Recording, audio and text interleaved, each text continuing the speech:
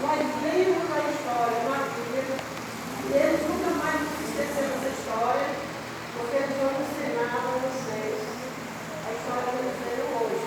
Né? Então, nós temos aqui alguns personagens em silêncio, eles vão contar, vão interpretar essa história. Se eu não conseguir nada nessa igreja, eu vou conseguir um bocado de atores de mim, porque eles estão contando a história da Bíblia sem falar nada. Depois, se eles quiserem contar falando, aí eles vão ter que memorizar os textos para falar a história. Mas hoje nós vamos interpretar, vamos contar essa história que nós vimos lá. Então a história aconteceu assim.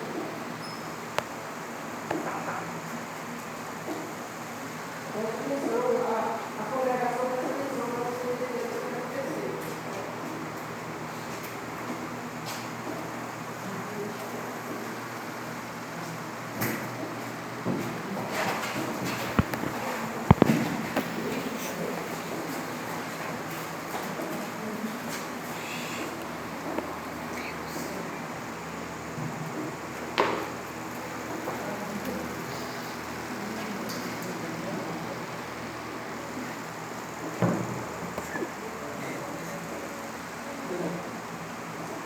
Olha, aconteceram muitas coisas na vida.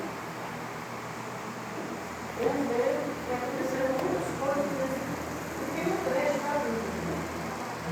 Houve uma batalha, os inimigos tomaram o objeto que mais valoroso sobre Deus. Eles morreram. Finés. O comandante da religião, o pastor, o mestre, também morreu. A nora dele pariu tudo na mesma hora. Pois é. Onde é que está essa história? Que história é essa? Ela morreu também. Só fica o menino vivo. Faltou ela morrer. O nome que essa mulher deu ao filho dela, que nasceu nessa hora, é um nome que ia contar para sempre o que aconteceu na minha vida. Fica mal. Quem está lembrado dessa história? Que história é essa? A Dulce, a glória de Onde é que Deus. está na Bíblia? Quem são esses personagens?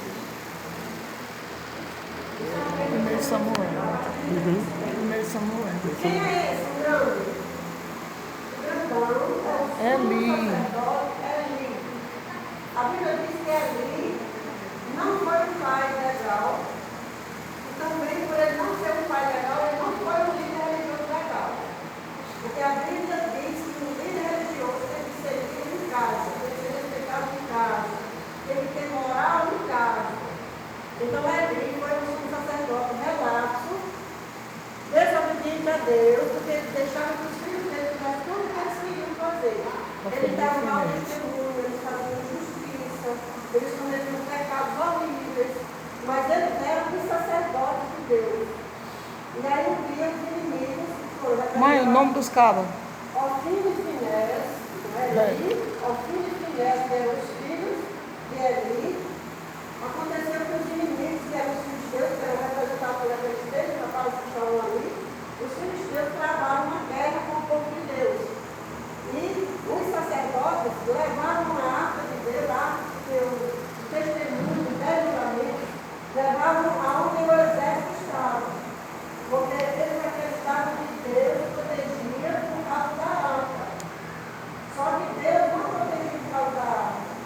Deus protegia o povo quando o povo era obediente. Se o povo tivesse desobediência, a arca não valia nada. Foi isso que aconteceu. Vieram os filisteus, tomaram a arca de Deus, a arca da aliança de Deus, e os dois sacerdotes de Deus caíram mortos na mesma hora. O mensageiro que veio correndo trazer a notícia do que tinha acontecido no campo de batalha. Quando ele chegou, estava o sacerdote ali sentado na sua cadeira. Ele tinha 98 anos de idade e era cego. Só que ele ouviu a gritaria, o alarido, a cidade toda. Primeiro Samuel 4. Ele perguntou: o que foi que aconteceu? Nisso chega um mensageiro, o Ricardo veio aqui e disse um negócio aqui a ele. E ele perguntou: e a arca de Deus? O mensageiro disse: a arca de Deus foi tomada pelos filisteus.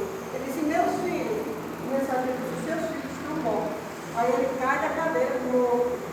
Quando a norazinha dele, que estava grávida de E ele cai, ele morre porque quebra o pescoço, que ele era pesado. Aí a menina, a nora de Eli, que estava grávida de Finés, que era a nora dele, na mesma hora que viu o sogro morto e sobre o marido e o cunhado estavam mortos. E que a arca de Teve Deus. as duas, a Bíblia diz que vieram as duas, e ela pariu um menino. E botou o nome do menino de Acabou-se. Icabó é o nome do filho daquela mulher, o neto dele. Icabó, quer dizer, acabou-se a glória de Israel.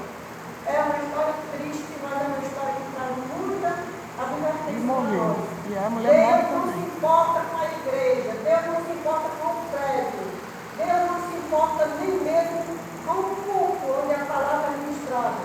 Deus não se importa que o culto seja de acrílico, seja de ouro, seja de barro, seja de tal de carnaúba. Deus não se importa com objetos. Mesmo que os objetos representem Deus, o que Deus se importa é com as pessoas. E nós possamos aprender nessa oração. Mãe, os filisteus continuam com a arca lá.